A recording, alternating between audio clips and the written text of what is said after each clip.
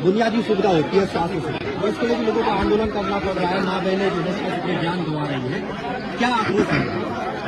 देखिए, यहाँ पर जो है लाखों की तादाद में जो है यहाँ पे जनसंख्या है, जनगाड़ी विधानसभा, ठीक है। और जो मूलभूत सुविधा, सबसे बड़ी मूलभूत सुविधा है स्वास्थ्य। शिक्षा के लिए भी लोग इधर उधर चले जा रहे हैं, रोजगार के लिए भी जा रहे हैं। स्वास्थ्य एक ऐसी चीज है। अब देखो यहाँ पर इन लोगों ने पिलखी में रेफर सेंटर बना रखा है। रेफर का मतलब है जब मरीज मरने की कगार पर है तब उसको आगे रेफर करो। यहाँ से देहरादून कितनी दूर है? देहरादून यहाँ से कितनी दूर है? यहाँ से 4 घंटे का रास्ता देहरादून के लिए। अगर कोई व्यक्ति यहाँ पे, कोई मरीज यहाँ पे रेफर सेंटर में भर्ती हो जाता है और तब जाके लास्ट टाइम पे डॉक्टर बोलता है इसको रेफर करो, साहब कहाँ करो रेफर? रेफर जाते आधे रास्ते में मरीज सब तक खत्म हो जाएगा।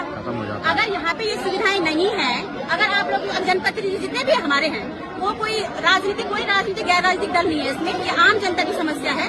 अगर उन लोगों के बस का यहाँ पे कुछ ऐसी चीजें रखना नहीं है तो क्यों यहाँ पे रेफर सेंटर बना के रखा हुआ है? बंद करो इस रेफर सेंटर को। कम से कम व्यक्ति टाइम से अपने इलाज करवाने के लिए देहरादून तक तो पहुंचेगा।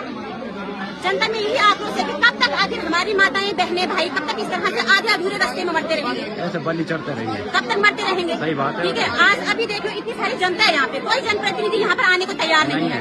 वोट मांगने के लिए सब लोग आते हैं, हाथ जोड़ जोड़ के आते हैं। जैसे ही अपनी गद्दी पर बैठ जाते हैं फिर जनता जाए भाड़ में, वो लगे हैं अपनी जुगाड़ में। यही वाली बात है।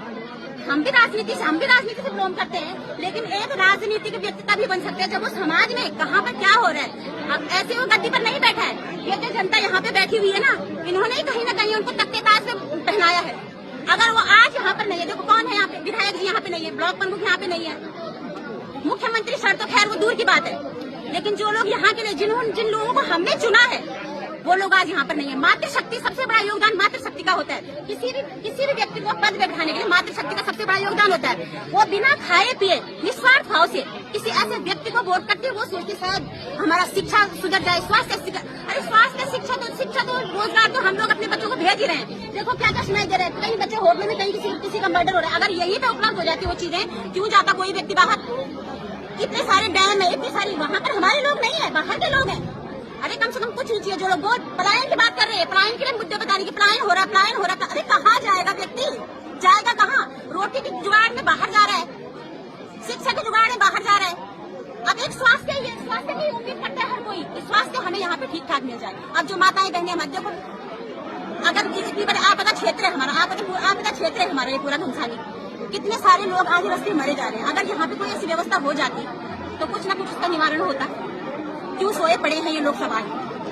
क्यों जनता की खबर नहीं ले रहे हैं? बताओ। वो अनीशा रावत किसी एक की माँ बेटी नहीं, वो हर किसी की है, चाहे वो कांग्रेस पार्टी का हो, चाहे किसी भी किसी भी दल से हो, वो सबकी बहन है। मैं अनुरोध करती हूँ माननीय विधायक जी से, उप जिलाधिकारी जी से, माननीय मुख्यमंत्री जी से, हो ना हो ये आक्रोश एक बहुत बड़ा रूप ले ले। इससे बढ़िया यहाँ पर जो चीजें होनी चाहिए उसको दुरुस्त कर ले।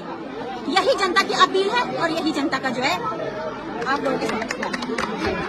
ये डॉक्टर श्याम विजय जी तो जब तक थे तब तक हमारे सारे नेता जितने भी प्रतिनिधि है इनकी इज्जत बची हुई थी। अब हमारे जो डॉक्टर सीएमओ है, वो श्याम विजय जी हैं, वो सीएमओ बन गए हैं। और यहाँ पर जो आप देख रही हो कि कैसे हमारी बहन बिल्कुल यहाँ से इसको रेफर कर दिया गया, फिर उसके बाद श्रीनगर गई, श्रीनगर से फिर देहरादून जाके फिर उसकी मौत हो गई है। तो ये बहुत बड़ा चिंता का विषय है। आप देख रहे हैं कोई भी प्रतिनिधि, वो सारे ठेकेदारी में लगे हुए मस्त है, अपनी पीडब्ल्यूडी में लगे हुए हैं, स्वास्थ्य शिक्षा पे किसी का बिल्कुल ध्यान नहीं है। ये बहुत बड़ा चिंता का विषय है। और जो अपने आप को बोल रहे हैं कि मैंने 10 सालों से ट्रिपल इंजन की जो सरकार लेके चल रहे हैं, तो इनका इंजन सारा फेल हो गया है, कहीं पर भी इनका इंजन काम नहीं कर रहा है। ये जो आज हम यहाँ पे जितने भी लोग आए हैं, तो जो यहाँ पर आए रोड में उतरे हैं, रोड में उतरने की हमें कोई जरूरत नहीं थी। अगर हमारे प्रतिनिधि सही होते तो आज हम ये हमारी बहन अनिशा हमारे बीच होती, पता नहीं कितनी बहनें हमारे बीच होती।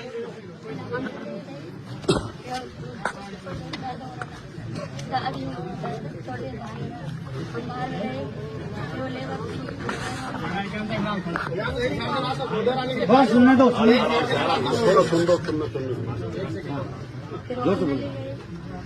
मुझे कपड़े लेके आया, 11 बजे में बचा हो गया था। लेकिन वो बच्चा उसने मेरे पास लिया।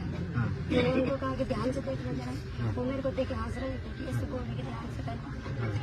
उसके बाद उस बच्चे को मेरे पास दिया, फिर कष्ट हो गया बाहर आए तो सबको फोन किया, फिर उसके बाद क्योंकि लोग आज उतरे हैं बुनियादी सुविधा स्वास्थ्य से, इसको लेकर लोगों को सड़कों को उतरना पड़ रहा है, लोगों को अपनी जान खोनी पड़ रही है। क्या आप उस देख रहे हैं? देखो सबसे पहले तो मैं उस मृतक बहन को श्रद्धांजलि अर्पित करता हूँ।